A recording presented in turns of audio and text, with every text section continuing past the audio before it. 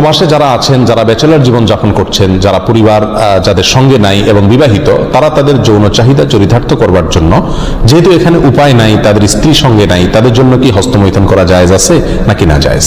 কোরআনে কারীমে আল্লাহ সুবহানাহু ওয়া তাআলা বলেছেন, ওয়াল্লাযীনা হুম লিফুরুজিহিম হাফিজুন ইল্লা আলা আজওয়াজিহিম আও মা মালাকাত আইমানুহুম ফাইন্নাহুম গায়রু মালুমিন ওয়া ফামান ইবতাগা ওয়ারাআ যালিক ফাউলাইকা হুমুল আদুন। তিনটি আয়াত আল্লাহ তাআলা বলেছেন, কৃতদাসী এবং নিজের স্ত্রী, এই দুই শ্রেণী ছাড়া, এই দুটি ক্ষেত্র ছাড়া অন্য কোনো জায়গা যাদের লজ্জাস্থানকে তারা ব্যবহার করে না, সেই সমস্ত লোকেরা সফল মুমিন, তারা সার্থক মুমিন।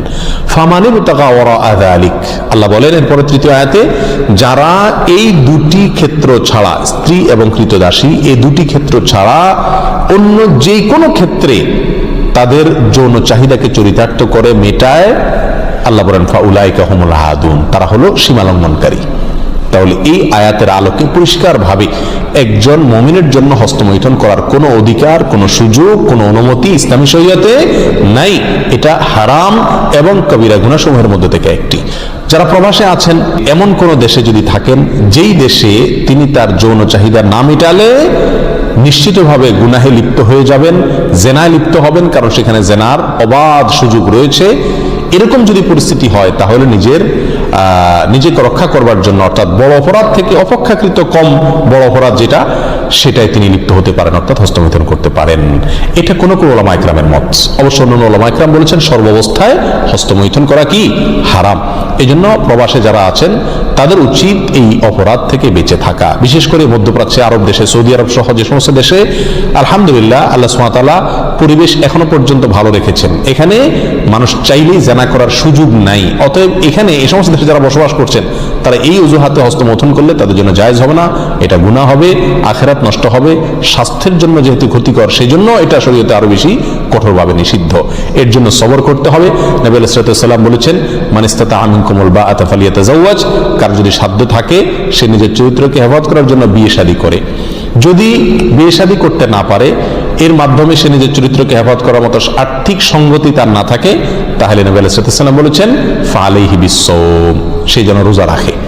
যদি রোজা রাখে তাহলে ইনশাআল্লাহ তার যৌন যে উত্তেজনা আছে সেটা প্রশমিত হবে, কিন্তু কোন অবস্থাতেই হস্তমৈথুনের অনুমতি নাই। শুধুমাত্র কোন কোন ওলামা ইকরাম অনুমতি দিয়েছেন ওই ব্যক্তির জন্য যে ব্যক্তি এমন কোন পরিবেশে আছে যে পরিবেশে এটা না করলে তার আর নিজের চরিত্রকে রক্ষা করাবার বা জেনা থেকে বাঁচবার কোনো সুযোগ নাই।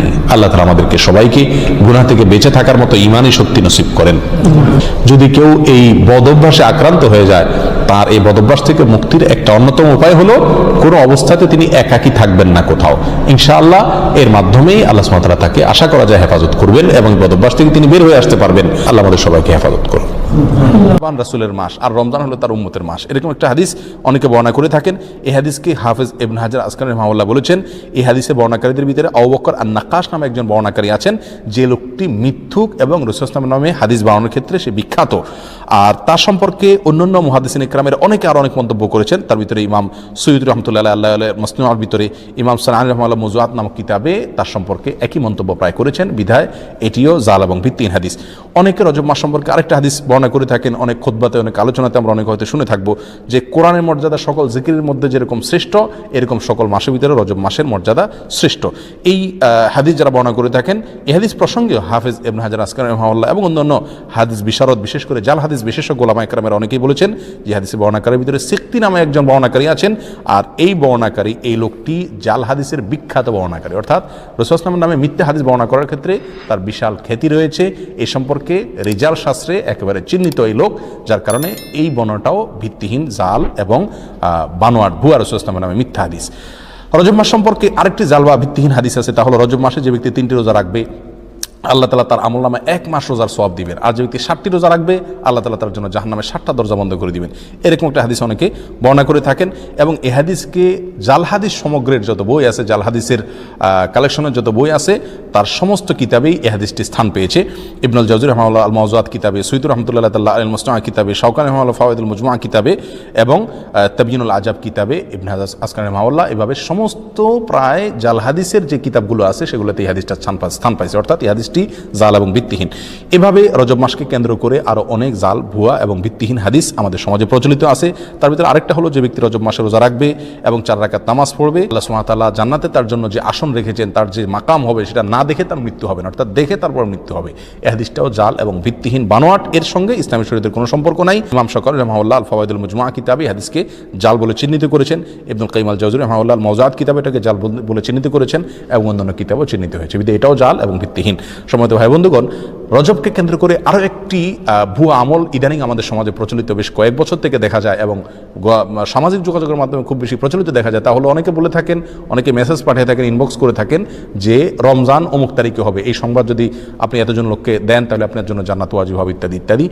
এটি আমাদের মূর্খতার একটা বড় প্রমাণ। আমরা কোরআন সুন্নাহ থেকে যে কত দূরে সরে গেছি, যে কোনো কথা, মুখরোচক কথা শুনলে আমরা সেটাকে গিলে খাচ্ছি ইসলামের নামে, এটার একটা বড় প্রমাণ হলো এই ঘটনাকে আমরা অনেকেই খুব গুরুত্বের সাথে দেখি এবং এই মেসেজকে আমরা অনেকে চালাচালি করে থাকি। প্রিয় বন্ধুগণ, রমজানের সংবাদ কাউকে দিলে তার জন্য কোনো ফজিলতের কথা, কোনো মর্যাদার কথা কোরআন সুন্নাহর কোথাও বলা হয়নি। যারা এই মেসেজকে প্রচার করেন তারা আল্লাহ এবং তার রাসূলের নামে মিথ্যাচার করছেন, আর যারা মিথ্যাচার করছেন নবী সাল্লাল্লাহু আলাইহি ওয়াসাল্লাম বলছেন তাদের ঠিকানা জাহান্নাম। বিধায় এই ধরনের মেসেজকে আমরা ফরওয়ার্ড করব না এবং এগুলোকে ইগনোর করব। এর সাথে ইসলামী শরীয়তের কোনো সম্পর্ক নাই।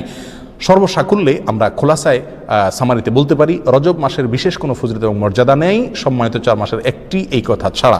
এ মাস উপলক্ষে বিশেষ একটি আমলের কথাও কোরআন এবং সুন্নাহ বর্ণিত হয় নাই এবং এ মাস উপলক্ষে বিশেষ কোনো রোজা, বিশেষ কোনো উমরা, বিশেষ পদ্ধতিতে সালাত, এমনকি বিশেষ যে আমলটি আমাদের সমাজে সবচেয়ে জলবায়ু প্রচলিত আছে, মেরাজের রাত্রি উদযাপন করা, সে রাত্রে জেগে ইবাদত করা, দিনে রোজা রাখা, এর একটি জিনিসও নবী আলাইহিস সালাম থেকে প্রমাণিত নয়।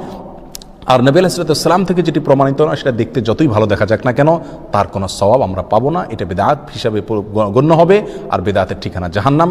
আমরা অনেকেই বলে থাকি যে মানুষ এমনি মসজিদে আসে না, নামাজে আসে না, এক উসিলা যদি শবে মেরাজ উপলক্ষে মসজিদে আসে, আপনারা বাধা দিয়ে মসজিদ থেকে বের করে লাভ কি? তারা তো গান গাচ্ছে না, হারাম কাজ করছে না। যে সমস্ত ভাইরা এটা বলেন, 2 কারণে তাদের সঙ্গে আমরা একমত হতে পারবো না। নাম্বার 1, বিদআত কাকে বলা হয়? ভালো কাজ, দেখতে ভালোই মনে হচ্ছে কিন্তু কোরআন এবং সুন্নাহ এটা করতে বলা হয়নি, এটার নাম বিদআত। আর এই বিদআতের ঠিকানা জাহান্নাম। বিধায় এই কাজটি সেই সংজ্ঞার মানদণ্ডে বিদআতের ভিতরে অন্তর্ভুক্ত হবে। বিধায় এটা করলে সওয়াব হবে না, বরং গুনাহ হবে, যদিও দেখতে ভালো দেখা যাচ্ছে।